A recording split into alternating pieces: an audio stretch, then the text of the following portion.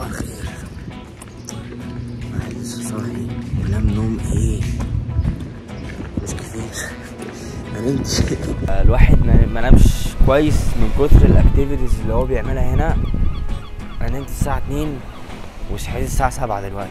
المهم اتمنى تكونوا بخير وقت ما انتوا بتشوفوا الفيديو بتاع النهارده. الفيديو النهارده انا هتكلم على حاجات مهمه جدا، لازم تشوف الفيديو ده كله كويس قبل ما تيجي دهب، بحيث تكون عارف الدنيا ماشيه ازاي هنا.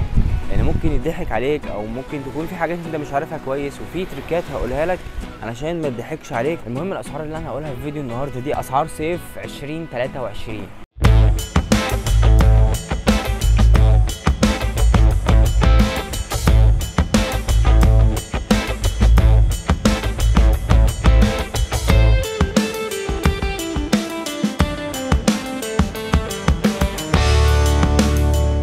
المهم هكلمكم في كذا حاجه، اولها وهي اسعار الاكتيفيتيز. دي اهم حاجه هنا. اول حاجه انت بتروح 3 بولز بعربيه، هقول سعرها بعد شويه. بتروح هناك من غير ما بتدفع اي فلوس. انت بتقعد في الكافيه اللي هناك، ما بتدفعش رسوم يعني دخول وكده. كل الفكره ان انت بتطلب مثلا ميه، بتطلب قهوه، تطلب ايا كان عاوز تطلب ايه. ولو مش عاوز تطلب حاجه فبتدفع مينيمم تشارج 100 جنيه. فيفضل انت تطلب حاجه وبعد كده تنزل البحر. ممكن تأجر ماسكات، ممكن تأجر لايف جاكيت، زعانف، تشوز اللي بتنزل بيها. لو انت مش جايب عده للسنوركلينج وكده زي الماسك اللي بتلبسه، بيأجروه هنا هو والشوز، لان علشان في سكور فعشان ما تتعورش وكده. فما تقلقش، بيأجروا الكلام ده هنا دايما يعني، واسعارهم كويسه. يعني الاسعار بتبتدي مثلا الشوز 30، الماسك 30، اللايف جاكيت لو ما بتعرفش تعوم فدي حاجه كويسه قوي. ممكن تأجر اي حاجه من هناك، ودي يعني ارخص حاجه هناك عامه، يعني انك تروح الثري بولز اصلا. وبعد كده معانا اللاجونه.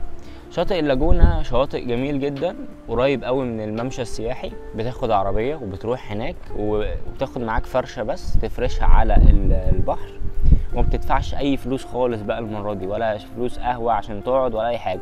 في سيرفيس هناك ايس كوفي والجو ده، في ناس كتير بتعدي هناك. يعني يستحسن تجيب حاجتك معاك قبل ما تروح، لان ما فيش بقى الشيبسي والجو بتاع العصاير وكده، غير عصاير فريش وناس بتعدي كل شويه يعني. سعر رحله البلو هول وابو جالوم والبلو لاجون دول جنب بعض حرفيا. بيتراحوا بعربيه من هنا، ده مشوار كبير قوي ده.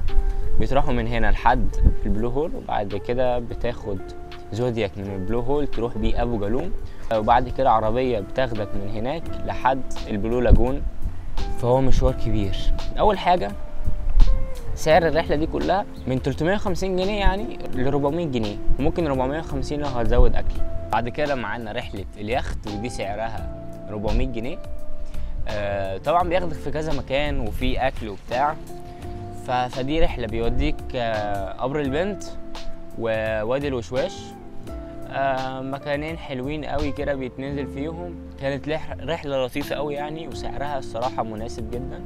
بتاخد عربيه من هنا من الممشى السياحي لحد ما تروح شاطئ اللاجونه كده بمرسى هناك يعني، وبتاخد المركب مع الجروب بتاعك لو انت اصحابك موجودين معاك، او بتحجز معاهم قبلها بيوم علشان هم بياخدوا اليوم كله للاشخاص بس اللي موجودين. وبتقضي من الساعه 9 مثلا لحد الساعه 3 4 6 ساعات 4 ساعات 7 ساعات كده، فاللي هو بتقضي وقت حلو قوي يعني. انا بعد كده رحله السفاري. في 2 سفاري هنا. في سفاري في وادي جني، دي عند الثري بولز، سعرها 250 جنيه، من 200 ل 250 جنيه للسنجل، اللي هو يعني انت هتسوق لوحدك. لو عاوز حد وراك بتدفع بس 300 جنيه. وفي السفاري بتاع جبل الطويلات، بتيجي من الممشى وبتاخد البيتش باجي، بتطلع بيه لحد جبل الطويلات، لفه طويله قوي 2.5 ساعات، وبتستريح في بريك. دي كان سعرها 300 جنيه. عشان تجيب اسعار بالشكل ده، لان في ناس بتزود، ممكن تروح الممشى السياحي تسأل على مكاتب السياحه، تسألهم وتشوف ارخص واحد فيهم. بعد كده سهرة جبل الطويلات وسهرة وادي ستار. في سهرات كده بتتعمل في الجبل بالليل في دهب بتبقى لذيذة قوي، منهم سهرة جبل الطويلات. سهرة جبل الطويلات بيجي هناك رقاصة وفاير شو على شوية أغاني بدوي ويشربوك شاي وما اعرفش ايه. عن نفسي أنا ما حبيتهاش، ما استلطفتش الجو، ما بحبش أنا الجو ده. فروحت وادي ستار. وادي ستار كامب فاير، بيولعوه في نص الجبل كده، واحد بيغني بعود والتاني بيطبل. جو لذيذ وهادي كده لذيذ. كانت لذيذه قوي يعني عن جبل التويلات، ودي كان سعرها 100 جنيه. شركات السياحه بتحط 150 200 جنيه، فانت يستحسن تروح برضو الممشى تسال على الاسعار ونقي اصغر سعر. تاني حاجه اسعار المواصلات. اسعار المواصلات دي بقى حاجه مهمه جدا، خصوصا لو انت جاي من غير شركه سياحه وعاوز تظبط الدنيا مع نفسك علشان يعني الاسعار ما تبقاش اوفر او زايده عن اللزوم. سعر المواصلات هنا ازاي هتروح اصلا الشواطئ دي؟ العربيات اللي هنا عربيات نص نقل، بتاخدك بتقعد فيها انت واصحابك، ويستحسن لو تكون انت اصلا طالع دهب مع صحابك، لان ده هيوفر معاك جدا في كذا حاجه. هيوفر معاك في تكلفه العربيات دي، لانها مش بتاخد بالنفر، بتاخد بالرحله ذات نفسها، وانت تقسم مع صحابك. يستحسن ان انت تسكن في الممشى السياحي، لان المواصلات كتير هنا. بتاخد عربيه نص نقل من اي موقف، بتتمشى لحد ما تسال الناس فين الموقف. فالمهم بتاخد عربيه نص نقل انت واصحابك، يستحسن تكونوا صحابك، يا اما انت معاك جروب مش صحابك اصلا بس كلكم اتفقتوا ان انتوا تروحوا، معرفش ازاي. فالمهم اول حاجه عشان تروح من الممشى السياحي لحد 3 بولز من 150 جنيه ل 200 جنيه، ده سعر العربيه ككل. انت ممكن تقسمها بقى مع صحابك، مش هتزيد اكتر من كده، لان المشوار قريب قوي من الممشى السياحي. بعد كده سعر التحرك من الممشى السياحي لحد اللاجونه سعرها من 100 جنيه ل 150 جنيه برضو. تالت حاجه سعر التحرك من الممشى السياحي لمحميه البلو هول وابو جالوم والبلو لاجون سعرها 300 جنيه، وعلى حسب السواق وعلى حسب شطارتك انت ممكن تفاصل لو انت معاك عدد وهكذا يعني. وقبل ما تنزل مع السواق تتفق معاه وتديه نسبه من الفلوس ان هو هيجيلك تاني. السعر ده رايح جاي يا جماعه، يعني الاسعار اللي انا بقولها دي رايح جاي، لان هو هنا في اماكن ما بيبقاش فيها شبكه زي البلو هول. انا لسه كنت بتكلم دلوقتي، قبل ما تسيب السواق اتفق معاه ان هو يجي لك الساعه كذا، بعد ما تخلص بقى ليلتك هو هيجي لك، لان مفيش شبكه هناك حرفيا. ولو لقيت شبكه ممكن هو ما يكونش معاه شبكه، لان هو بيطلع برضو حاجات تانية عقبال ما يجي لك يعني. تالت حاجه اسعار الاكل، وده عملت له فيديو مخصوص، هو الفيديو اللي فات. لو انتوا عايزين تشوفوا الاكل ايه دنيته هنا واسعاره ايه واحسن المطاعم، انا عملت فيديو كامل عنه. لو انتوا حابين تعرفوا الاسعار بتاعه الاكل وكده، ممكن تروحوا تشوفوا الفيديو. صورت منيوهات كتير ومطاعم حلوه، ان شاء الله يعني اساعدكم في الموضوع ده. نتكلم بقى في ثالث حاجه، ودي اهم حاجه انت اصلا ممكن تكون فاتح الفيديو علشانها، اسعار السكن في دهب. بعد كده بقى اهم حاجه اسعار السكن في دهب.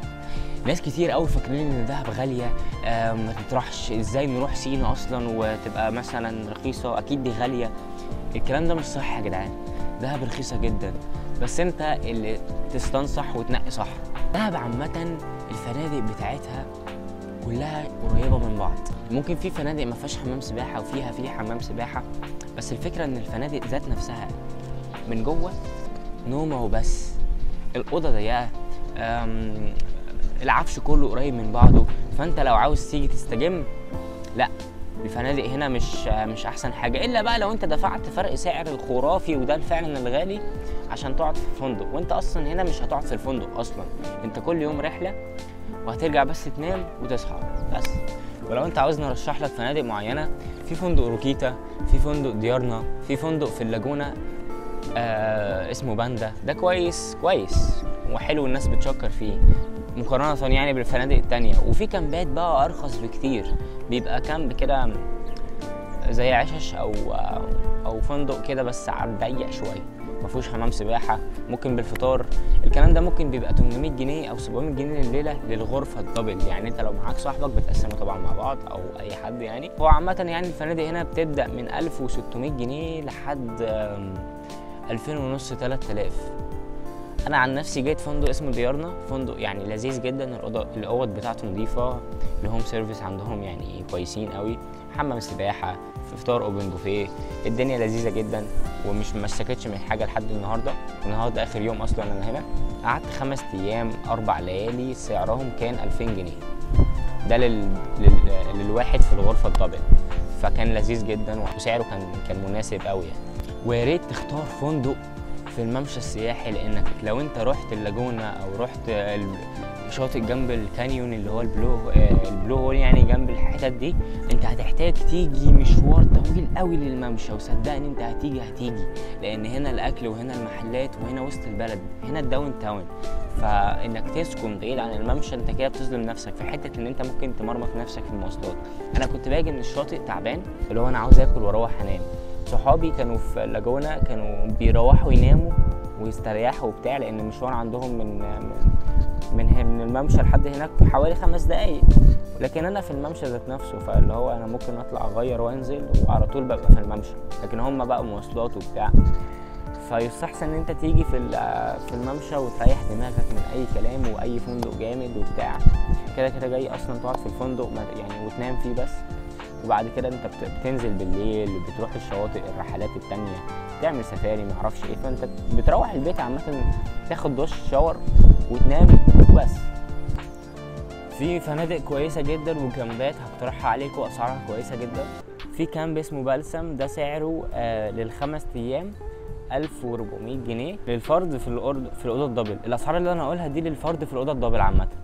كامب ميامارا ده سعره 1500 لل5 ايام، والأسعار دي على فكرة متغيرة من وقت لوقت، من موسم لموسم. أنا دلوقتي بصور في الصيف، مش زحمة حاليا لأن كله بيجوا في الشتاء، فدي أسعار ودي أسعار. فندق دلتا دهب ده سعره 2000 جنيه لل5 ايام. فندق روكيتا ده جنبي هنا والناس برضو بتشكر فيه، سعره 2100. فندق ديارنا اللي انا قاعد فيه سعره 2000 جنيه. فندق باندا سعره 2000 جنيه برضو لل5 ايام، وده سعر مميز جدا. الفندق كان جميل قوي بس هو في اللاجونة زي ما انا اتكلمت. فندق ايكوتيل ده سعره 3500 وده هنا، والناس برضو بتشكر فيه بس هو غالي شويتين. فندق جنة سينا ده سعره 3000 جنيه. فندق من احسن الفنادق اللي موجوده هنا في دهب، بس هو في اللاجونه. بس اتمنى اكون فدتكم في فيديو النهارده وقلت لكم معلومات مهمه تفيدكم. بس كده اكون وصلت لنهايه الفيديو. اتمنى ان انتوا تقضوا اجازه سعيده ومصيف سعيد هنا في دهب. في فيديوهات كتير صورتها عن دهب الايام اللي فاتت، لو حابين تشوفوا الحاجات اللي بتتعمل هنا والكلام ده، في فيديوهين نزلتهم، روحوا تشيك عليهم وشوفوا الدنيا بتقول ايه. ولو انتوا حابين محتوى السفر وعاوزين تشوفوا فيديوهات كتير من النوع ده، اعملوا سبسكرايب، وان شاء الله انا الفتره اللي جايه هعمل محتوى كتير قوي. بس كده اشوفكم في فيديو جاي قريب جدا. سلام.